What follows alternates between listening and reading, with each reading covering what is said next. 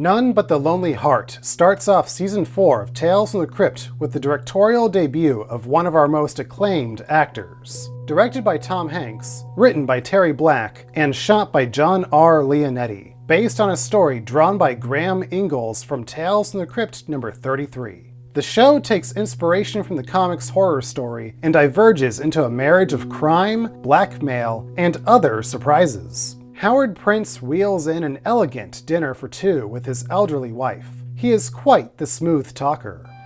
You know, there's a complexity to great wine that only comes with age. It tastes of everything that's touched it. The grapes, the soil, the oak in which it fermented, and, in the end, your lips. Oh, Howard, you do know my heart.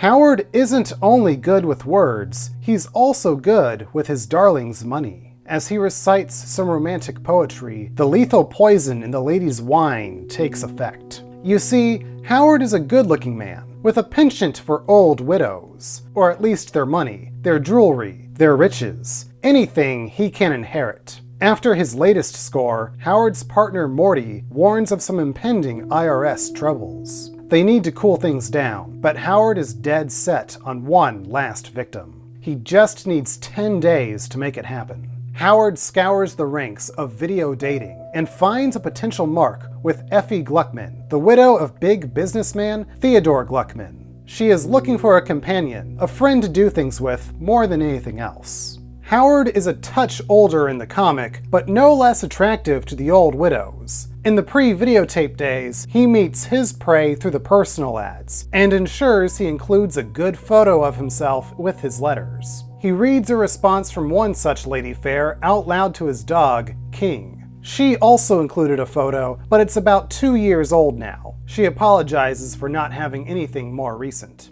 To Howard's shock, she is beautiful. He just may be in love, and might have to leave his usual con game behind. Howard reminisces about the woman who started it all for him, Matilda. She was ugly, but she had money. He played his cool, married her, and 6 months later, Matilda fell to her death. Well, almost. Howard had to finish the job himself. Matilda left everything to Howard, and Howard moved on to the next rich woman. And the next, and the next. 7 women have fallen victim to Howard's greed, and this brings him to Janet. Janet lives alone in a big house with lots of land. She gets lonely, and Howard's letters are a great comfort. Howard is attracted to such a promising lead. Plus, if Janet is as beautiful as her photo, then perhaps it's time for him and his dog to settle down. Back to the 90s, Howard visits the video dating service and submits his tape to Mrs. Gluckman. A meeting is arranged between the two, and unfortunately, Effie is looking for someone closer to her age. He talks the talk, and she is convinced. The two form a connection that night, and she insists he stays for dinner. Her butler goes to prepare the meal, but Effie wants dessert first. Howard spends the night, and the following morning a letter arrives for him. Somebody knows what he's up to. He suspects Morty, who is just trying to get out of the business. Howard sees to his early retirement.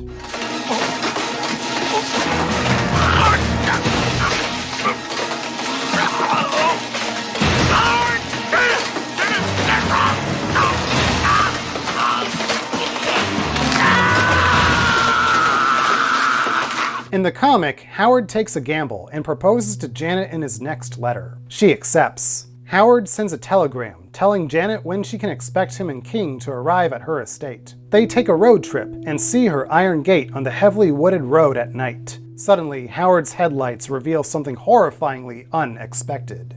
There's no tedious waiting or road trip in the show. Effie Gluckman is now Mrs. Howard Prince. She couldn't be happier. As a wedding present, she's even putting her new husband in charge of her bank accounts. As Effie goes upstairs to draw a bath for the two of them, another threatening letter has arrived for Howard. Now his suspicions turn to the owner of the video dating service. You know what I find criminal?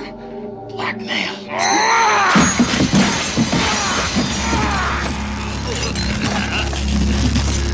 Surprise, surprise, it was the butler all along. He promises not to do anything to Howard as long as he annuls his marriage with Effie and never comes back. That proposition doesn't last very long. Come on, Stan. Shoot me. La la la la la la la.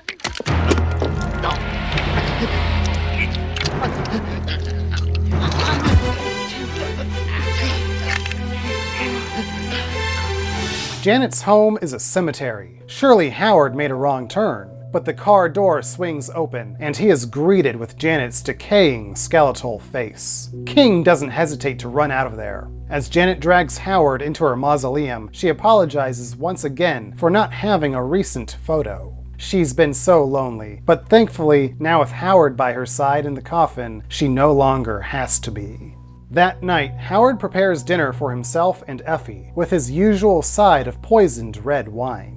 Another wife bites the dust, except not quite. The poisoned Effie wakes up and attacks Howard, who proceeds to throw her down the stairs. He books a non-stop flight out of the country. On his way out, there is one final note, telling him to look in the Gluckman mausoleum. Our mystery man is finally revealed. It's the grave digger, and his motivations are not what you would think. I can't tell you how awe I am. All those ladies, so grateful for one last taste of life. What do you do to them? What do you say? I didn't want them to get a hold of you. I wanted you to teach me. Them? Who's them? What is this, a conspiracy? Don't you get it? They want you. They used me to bring you here. Christ, if you could just hear them begging me. Fuck are you talking? Shit, man, they're coming for you. Run! Run! After putting the gravedigger into an early grave, Howard discovers Effie's body is missing. Hey, where'd she go? I'm over here, Howard. I'm so glad you came. Effie? I've missed you. Me too, Howard.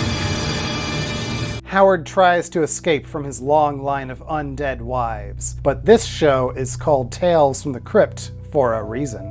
The comic gives us a great punchline with Howard falling for a misinterpretation of words, and is a fun read. I don't think this structure would have worked on the screen, so the show deviating from the extended backstory and fleshing out Howard's latest romantic facade makes for a more dramatic half hour. Terry Black wrote the episode under the pseudonym Donald Longtooth, who you may remember as our reluctant vampire last season. A pre-Oscar winner Tom Hanks directs the tale and even has a small role as the owner of the dating service. The supernatural elements don't awaken until the very end, but he keeps things interesting with Blackmail, Howard's murderous tendencies, and the sham marriage. But when we do get to the ending horrors, he surprises us with some of the most eye-poppingly disgusting zombies I have ever seen in movies and television. I wasn't expecting Hanks to have such an eye for the strange and suspenseful. It makes me wish he directed more horror, rather than other, let's call them, crowning achievements.